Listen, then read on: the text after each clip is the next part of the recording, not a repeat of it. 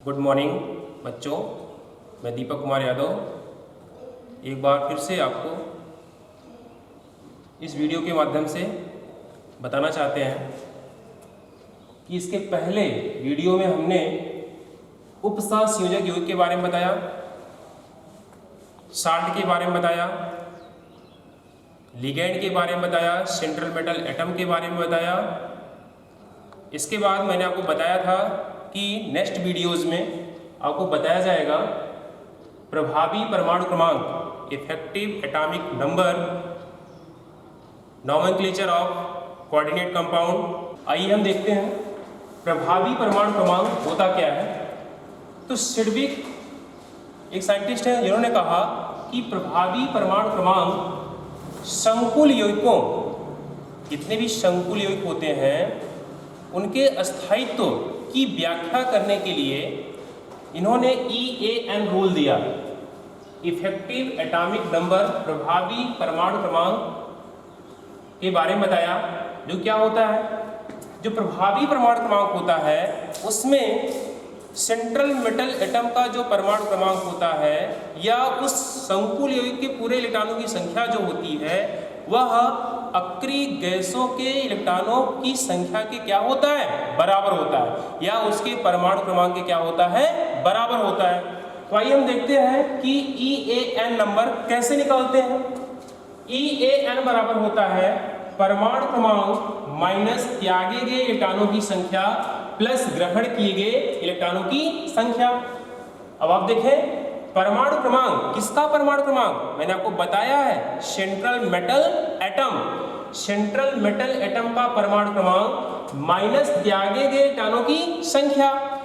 त्यागे गए इलेक्ट्रॉनों की संख्या कैसे निकालेंगे, आप ये भी जानते हैं, 11 में पढ़ चुके हैं। ऑक्सीडेशन नंबर, क्या पढ़े हैं, ऑक्सीडेशन नंबर क्या होती है, किसी भी परमाणु पर उपस्थित आवेशों की संख्या, यानी प्लस और माइनस की संख्या ही उस तत्व की ऑक्सीकरण संख्या कहलाती है। तो यहाँ पे परमाणु क्रमांक में से जो इलेक्ट्रॉन निकलेगा या त्यागे गए इलेक्ट्रॉनों की संख्या होगी वो ऑक्सीडेशन नंबर के लगभग क्या बराबर ही होगी। ऑक्सीडेशन नंबर क्या होती है, बराबर होती है, प्लस ग्रहण किए गए इलेक्ट्रॉनों की संख्या। ग्रहण किए इलेक्ट्रॉन से कैसे निकालेंगे, आप देखेंगे कि जो लिगैंड के द्वारा दिया गया इलेक्ट्रॉन होगा और कौन ग्रहण करेगा, central metal atom. Central metal atom के द्वारा ग्रहण किया गया इलेक्ट्रॉन या इलेक्ट्रॉनों की संख्या ही आप यहाँ पे जोड़ देंगे और जोड़ने के बाद जो भी आएगा वो उसका प्रभावी परमाणु क्रमांक कहलाएगा। वो लगभग अक्रिय गैस के बराबर हो। अक्रिय गैस कौन कौन से, helium, neon, argon, krypton, xenon और रेडॉन। 2 होता है हीलियम का परमाणु क्रमांक, 10 नियॉन का होता है, क्रिप्टॉन का कितना होता है, 36 होता है, आर्गन का 18 होता है, ठीक है। ऐसे ही रेडॉन का 86 होता है। तो निकालेंगे यहाँ पे, देखिए EAN एग्जाम्पल लेते हैं, K4FeCN6। मैंने आपको बताया था कल एग्जाम्पल, K4FeCN6 में Fe क्या है, सेंट्रल मेटल एटम है और लिगैंड क्या है, CN है यहाँ पे लिगैंड्स। तो Fe की ऑक्सीडेशन नंबर कितनी होती है, पहले इसका परमाणु क्रमांक देखिए यहाँ पे EAN बराबर निकालें आप, EAN बराबर Fe का परमाणु क्रमांक कितना होता है, 26 माइनस त्यागे गए इलेक्ट्रॉनों की संख्या। त्यागे गए इलेक्ट्रॉनों की संख्या निकालने के लिए हमने बताया कि ऑक्सीडेशन नंबर आपको निकालना होगा, आप ऐसे जान जाएंगे। तो Fe का माना कितना, X, एक पोटेशियम पे 1 प्लस, तो 4 पोटेशियम पे 4 प्लस, और एक CN पे 1 माइनस होता है क्योंकि ये निगेटिव लिगैंड्स होता है। एक CN पे 1 माइनस है तो 6 CN पे कितने हो गए, 6 माइनस हो गए। तो 6 में से 4 कितना होगा, 2।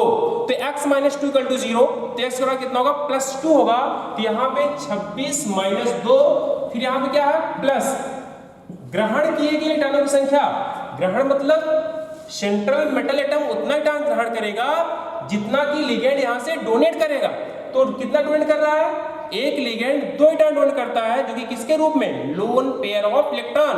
लोन पेयर आप जानते हैं जो कि बॉन्ड फॉर्मेशन में पार्टिसिपेट नहीं करते हैं। ऐसे इलेक्ट्रॉन पेयर जो बॉन्ड फॉर्मेशन में पार्टिसिपेट नहीं करते हैं वही लिगेंड क्या करता है उसी एटॉम को, सेंट्रल मेटल एटम को डोनेट करता है।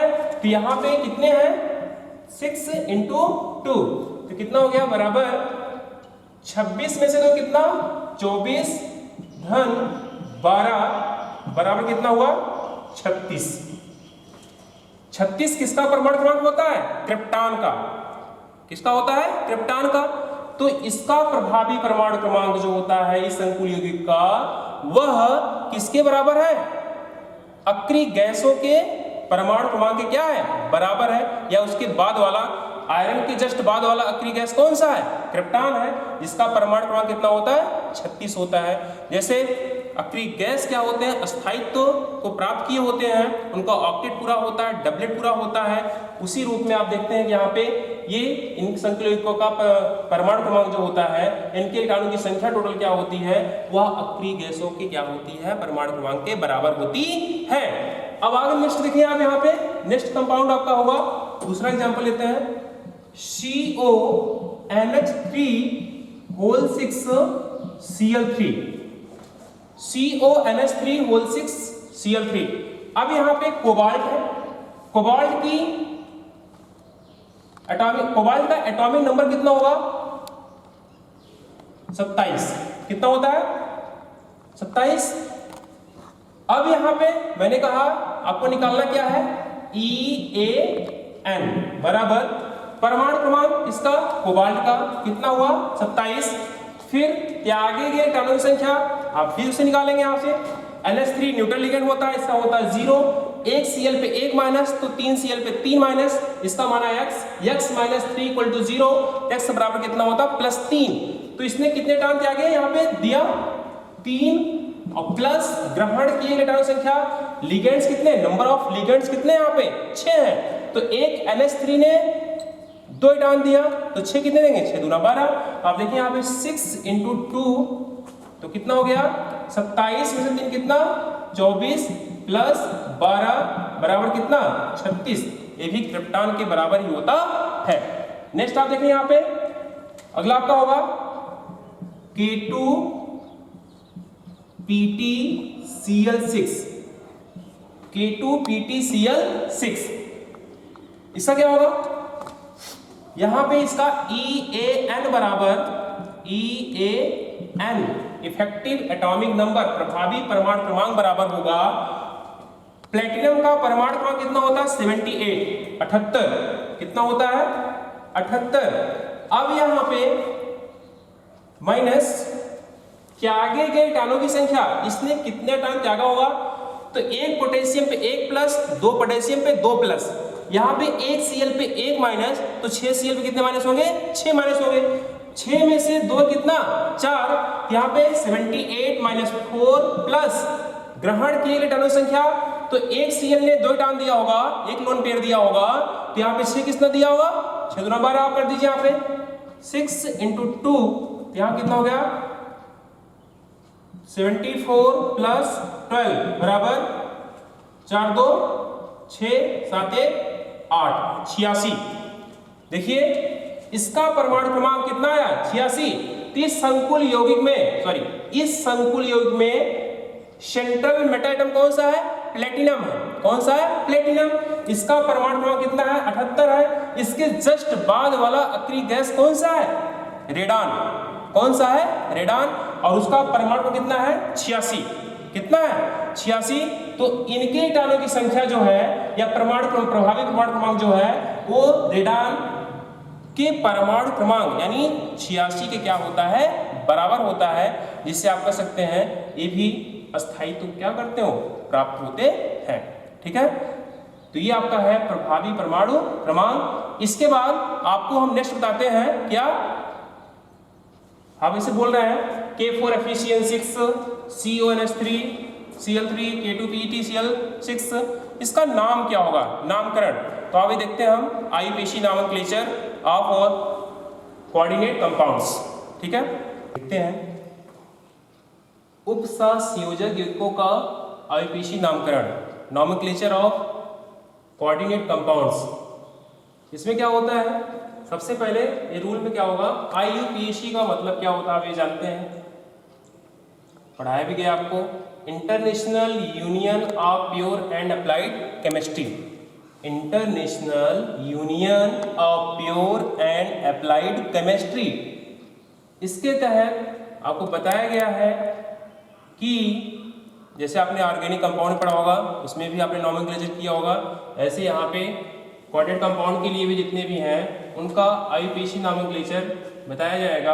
आप देखेंगे यहाँ पे रूल में क्या होगा, फर्स्ट आयनिक संकरों में धनात्मक आयन को सबसे पहले, तत्पश्चात ऋणात्मक आयन को लिखते हैं। मतलब क्या है इसका, जैसे आप देखते हैं कि यहाँ पे क्या होता है, मैंने एग्जांपल आपको बताया K4FeCN6, ये ले लीजिए, या आप लीजिए यहाँ पे, यही देखते हैं K4FeCN6 में क्या होगा, ये टूटता किसमें, 4K plus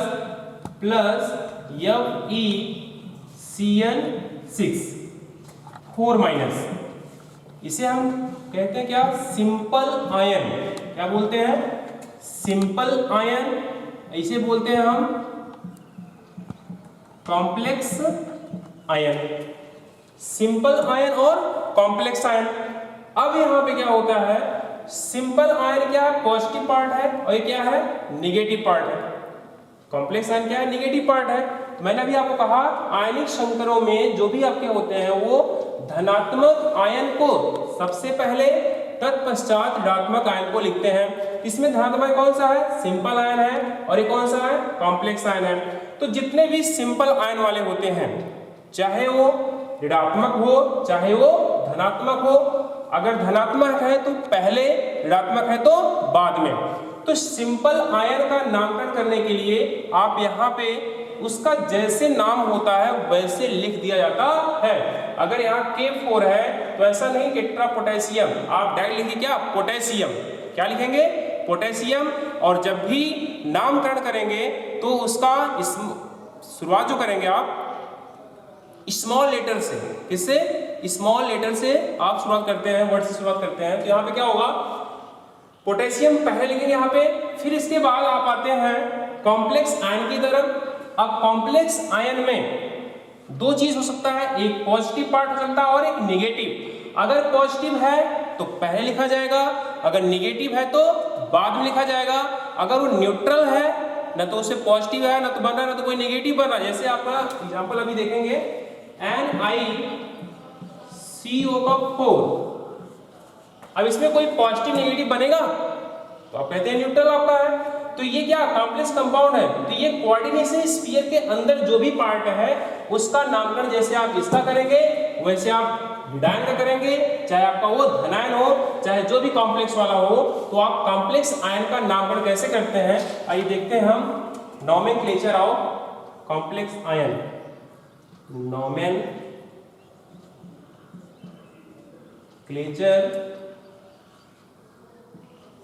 of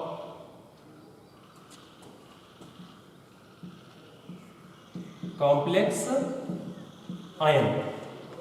complex ion में कितनी चीजें होती हैं, एक सेंट्रल मेटल एटम होता है और एक लिगैंड होता है, और क्या होता है, कोऑर्डिनेशन नंबर, इसमें जो आयंस होते हैं, ठीक है। अब इसमें क्या होगा, सेंट्रल मेटल एटम और लिगैंड कोऑर्डिनेशन नंबर आपको बता दिया गया है। तो सबसे पहले हम लिगैंड का नामकरण करते हैं, किसका करते हैं, लिगैंड का। तो लिगैंड का नामकरण करने के लिए हम आगे बढ़ते हैं, इसमें ए पॉइंट,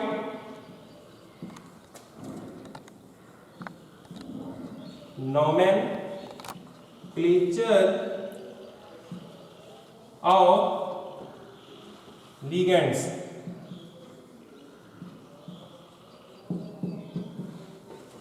लिगेंड का नामकरण है, लिगेंडों का नामकरण क्या होता है, कैसे करेंगे। सबसे पहले हम लिगेंड का नामकरण करने के लिए हम उसमें देखते हैं कि लिगेंड के प्रकार आपको बताया गया है, कितने प्रकार के होते हैं, 3 प्रकार के। एक आपको बताया गया है निगेटिव लिगेंड्स, इसमें निगेटिव लिगेंड्स, फिर आपको बताया गया पॉजिटिव लिगेंड्स, फिर बताया गया न्यूट्रल लिगेंड्स। तो एक एक करके आप देखेंगे यहाँ पे कि निगेटिव लिगेंड्स क्या होता है, पॉजिटिव लिगेंड्स क्या होता है, इसका नामकरण कैसे करेंगे और न्यूट्रल लिगेंड का नामकरण कैसे करेंगे। तो निगेटिव लिगेंड्स के नामकरण के लिए आप देखें यहां पे सबसे पहले कोऑर्डिनेशन नंबर देख रहे हैं आप, जिसमें यहाँ पे 6 है, तो इसमें कोऑर्डिनेशन नंबर सबसे पहले लिखते हैं। लिगेंड के नामकरण से पहले जितने लिगेंड की संख्या होती है पहले आप उसको लिखते हैं। अगर 2 है तो डाई, 3 है तो ट्राई, 4 है तो टेट्रा, पेंटा, हेक्सा, हेप्टा, जो भी लिखते हैं। यहाँ पे 6 है, इसका मतलब क्या हुआ, हेक्सा लिखेंगे। तो उसके बाद लिगेंड का नामकरण करते हैं। तो निगेटिव लिगेंड का नामकरण कैसे किया जाता है आप देखते हैं। जैसे जितने भी निगेटिव लिगेंड्स होते हैं, जितने भी निगेटिव लिगेंड्स होते हैं उनके नाम के अंत में IDE आता है, ITE आता है या ATE आता है। मैंने अभी कहा IDE आता है या ITE आता है या ATE आता है। IDE, ITE, ATE मतलब क्या, कैसे आप देखेंगे यहाँ पे, जैसे आपका fluoride, chloride, bromide, iodide, hydroxide, cyanide, isocyanide, thiocyanide जानते हैं आप, और फास्फाइड, सल्फाइड, सल्फाइड ये भी होता है, फास्फेट, सल्फेट देखे होंगे आप, ऑक्सलेट, ATE अंत में आ रहा है। तो देखते हैं कौन कौन सा आपका लिगेंड्स है। जैसे एक बताते हैं हम, जैसे आपका है फ्लोराइड,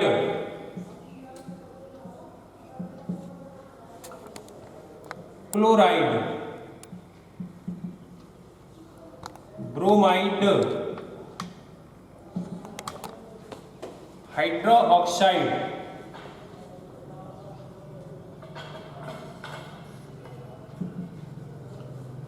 साइनाइड, ठीक है, सल्फाइड, देखिए ध्यान से, सबके नाम के अंत में क्या आ रहा है, IDE, क्या आ रहा है, IDE। और भी देखते हैं आप, सल्फेट, सल्फेट, फॉस्फेट, ऑक्सलेट, ठीक है, सल्फेट, फास्फेट और क्या, ऑक्सलेट, ये भी आपका है। देखिए अंत में क्या आ रहा है, ATE, ATE, ATE मैंने अभी बताया था आपको। फिर और भी आपके हैं, जैसे सल्फाइट, नाइट्राइट, इन सब के नाम के अंत में क्या आ रहा है, ITE आ रहा है। तो नेगेटिव लिगेंड के नामकरण करते समय आप देखते हैं कि जितने भी, चाहे IDE वाले स्पीसीज हो, चाहे ITE वाले स्पीसीज हो, चाहे आपके ATE वाले स्पीसीज हो, सभी के नाम के अंत से E हटाकर, क्या हटाकर, E हटाकर क्या जोड़ दीजिए, O जोड़ दीजिए। इन सभी के नाम के अंत से E हटाकर O जोड़ दीजिए। यहां पे क्या हो जाएगा, फ्लोराइडो, क्या हो जाएगा, फ्लोराइडो, ये हो जाएगा आपका क्या, क्लोराइडो, ये क्या हो जाएगा आपका, ब्रोमाइडो, ये क्या हो जाएगा आपका, हाइड्रो ऑक्साइडो, ये क्या हो जाएगा आपका, साइनाइडो, ये क्या हो जाएगा आपका, सल्फाइडो, ठीक है। ऐसे यहां पे सल्फेटो, क्या हो जाएगा, सल्फेटो, ये हो जाएगा आपका क्या, फॉस्फेटो, ये हो जाएगा आपका क्या, ऑक्सलेटो, ये हो जाएगा आपका क्या, सल्फाइटो, ये हो जाएगा आपका क्या, नाइट्राइटो, ठीक है। यानी जितने भी नेगेटिव लिगेंड्स होते हैं सभी के नाम के अंत से E हटाकर O जोड़ दिया जाता है। किसी किसी को आप देखेंगे क्या होगा, IDE है, उसके नाम के अंत से IDE को हटाकर क्या जोड़ते हैं, O, तो लिखा रहता है क्या, फ्लोरो, क्लोरो, ब्रोमो, हाइड्रोक्सो, शाइनो, तब भी आपका सही है। लेकिन आप देखें कुछ एग्जाम्पल ऐसे हैं, जैसे भी देखिए आप, एक है सल्फाइट, क्या चीज है?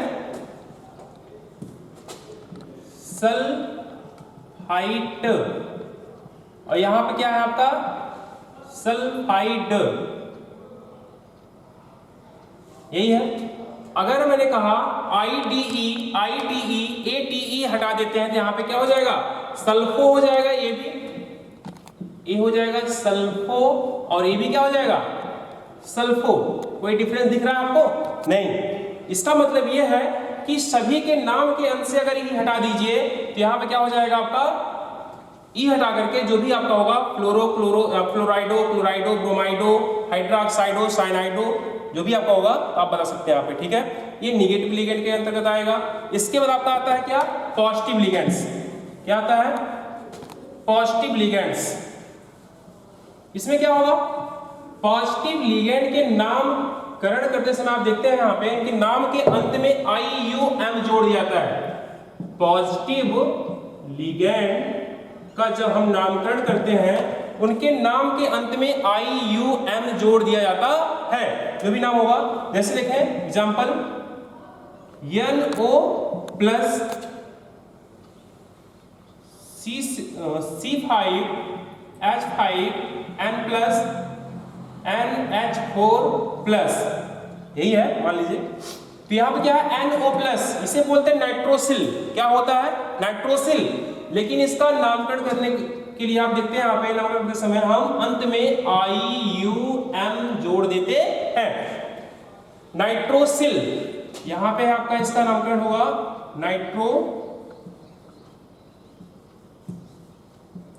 स्पेलिंग देख लो, नाइट्रोसिल, ठीक है।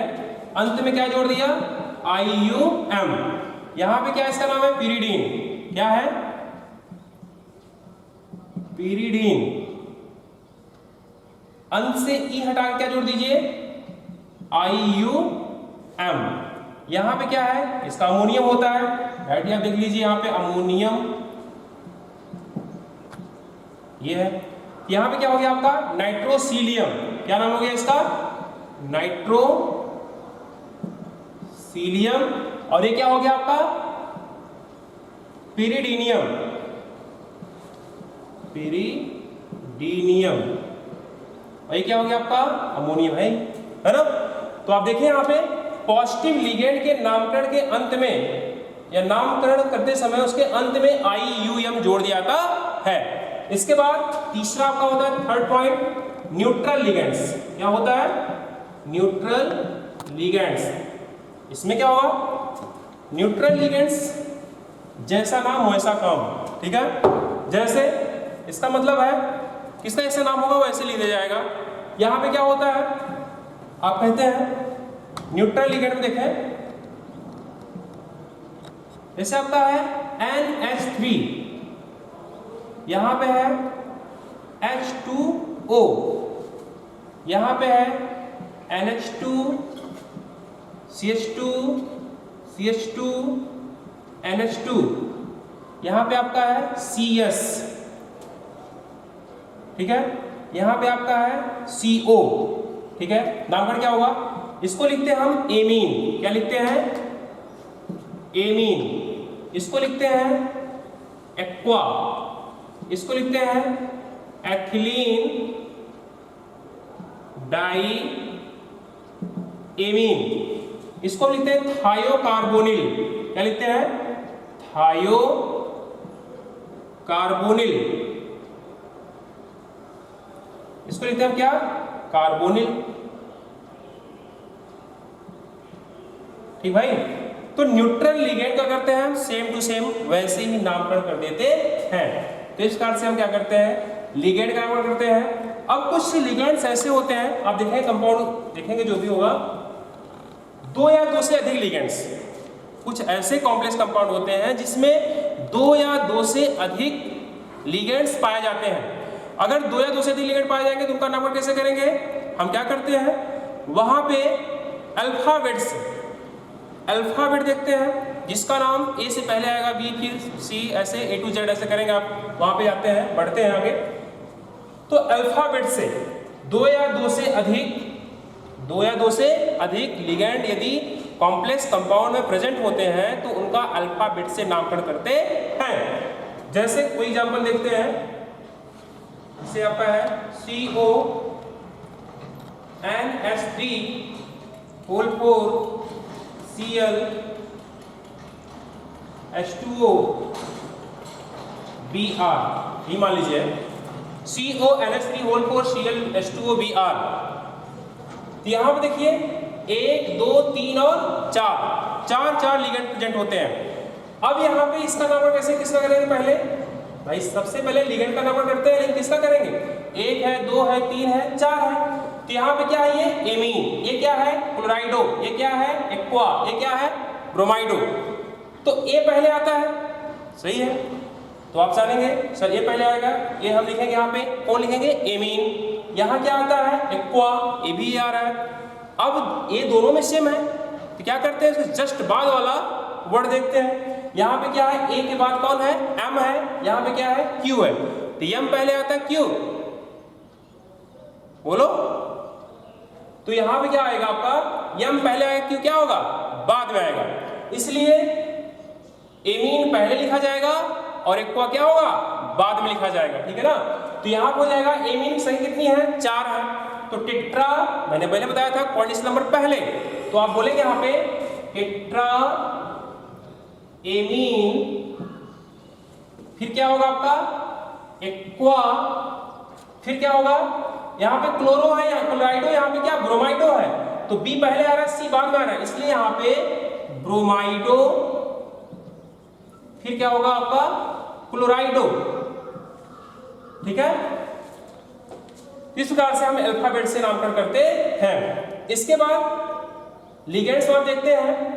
कुछ लिगेंड्स ऐसे होते हैं जिनके नाम में ही डाई, ट्राई, टेट्रा, पेंटा, हेक्सा, हेप्टा लगा हुआ होता है। कुछ लिगेंड्स ऐसे होते हैं जिनके नाम में ही डाई, ट्राई, टेट्रा, पेंटा, हेक्सा, हेप्टा लगा होता है। जैसे एथिलीन डाई एमीन, क्या लगा हुआ है?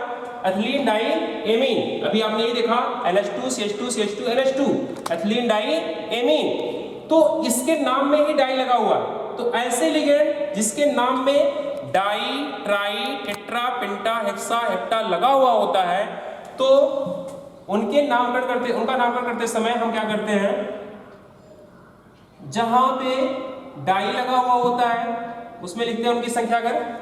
अगर उन्हीं की संख्या अगर 2 है, 3 है, 4 है, 5 है, जैसे EN ट्वाइस हो गया, तो EN ट्वाइस का मतलब हुआ जैसे NIEN ट्वाइस, यही है। एथिलीन डाई एमीन, नाम में डाई लगा हुआ है, संख्या कितनी है? 2 है। अगर इनकी संख्या कितनी है? 2 है, तो उसे लगाते हैं क्या? 20। क्या लगाते हैं?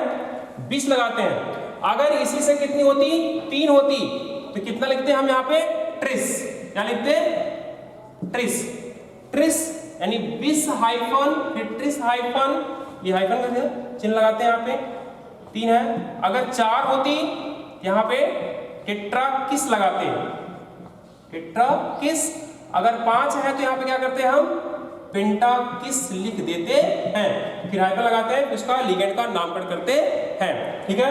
तो यहाँ पे आपका लिगेंड का नामकरण लिख देखते हैं आप यहाँ पे कि अगर 2 है तो 20 हाइफन, 3 है तो ट्रिस हाइफन, 4 है तो उनकी संख्या कितनी है? 4 है तो टेट्राकिस, पेंटाकिस या हेक्साकिस लिख देते हैं। इस प्रकार से हम वहाँ पे लिगेंड का नामकरण करते हैं। इसके बाद अगली वीडियो में बताते हैं हम सेंट्रल मेटल एटम का नामकरण कैसे किया जाता है।